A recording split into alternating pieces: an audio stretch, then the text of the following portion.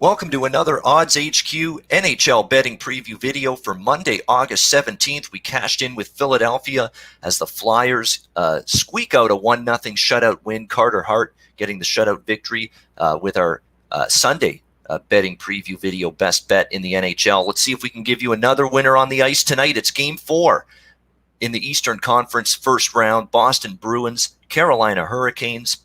A lot of interesting subplots and storylines to dissect going into Game 4 of this series tonight. Boston minus 130 favorites. Total is 5, shaded to the over here in Game 4. The Bruins leading the series 2-1. And so far, this has been a zigzag theory. Boston won Game 1.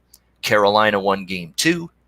Boston bounced back and won Game 3. And Boston bounced back and won Game 3 in spite of the fact it was a very chaotic Saturday morning for this team.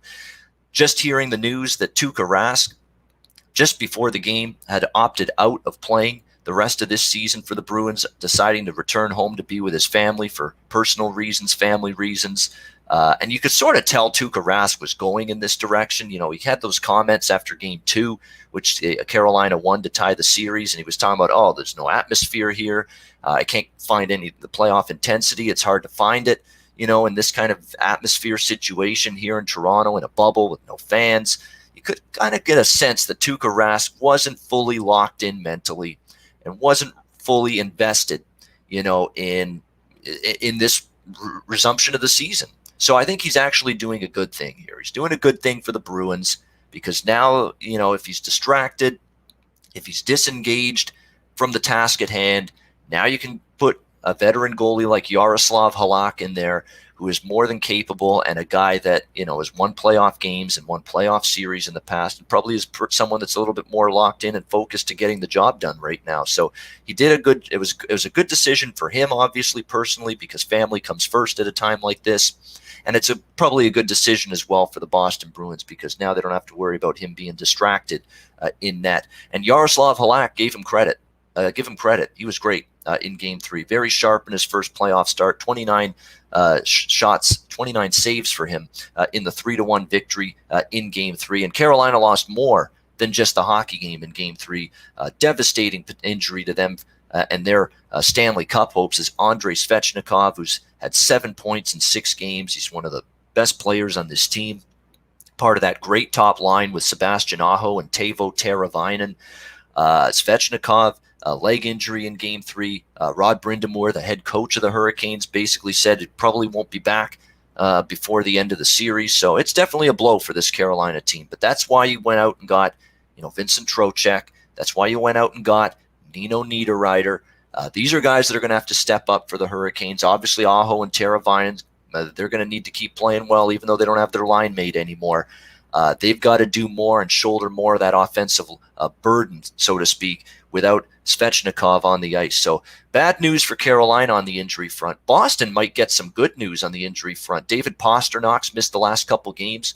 There's a potential, at least, that he may return for Game 4 tonight, but that hasn't been completely confirmed. And obviously that would reunite arguably the best top line in the NHL that Boston has, that being Pasternak with Patrice Bergeron and Brad Marchand.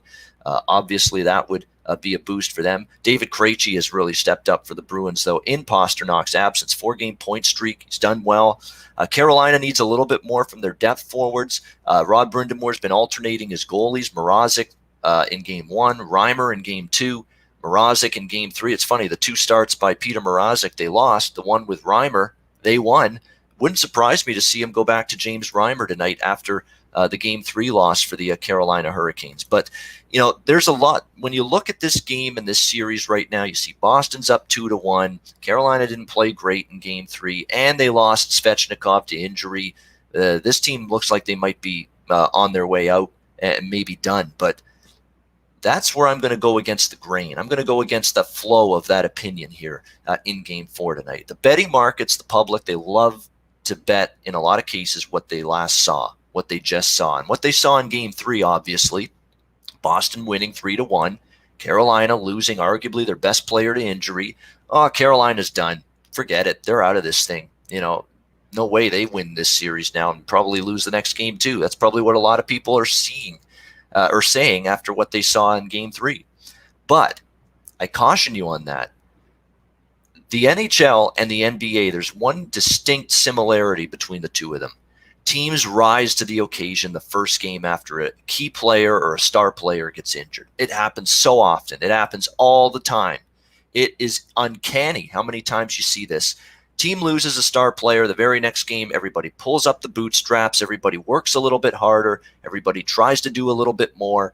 And the team overcomes that injury, at least in the first game, without that player, and they win the game still. It happens so many times in the NBA. And the other team sort of, they exhale. They say, oh, Svechnikov's not playing for Carolina. And then plus they're off a win. I could see that for the Bruins. I think you're going to get a hell of an effort from Carolina tonight. I really do. And it wouldn't surprise me to see them win this game. And let's not forget, now this is going to be their second chance to face Yaroslav Halak. They're going to have a little bit more of an idea of his tendencies, of his habits, where to maybe exploit him in terms of his goaltending characteristics. I don't think this series is quite over just yet. It's certainly a big blow, maybe long-term for the Hurricanes if Svechnikov doesn't come back. He is expected to be at least out for this series. But I think for tonight, you get all hands on deck for Carolina. I would expect Rod Brind'Amour to go back to James Reimer in net. And Reimer's been good. Reimer's 2-0 in his previous playoff starts. So I think Carolina's got a much better game in them than the one they played in Game 3.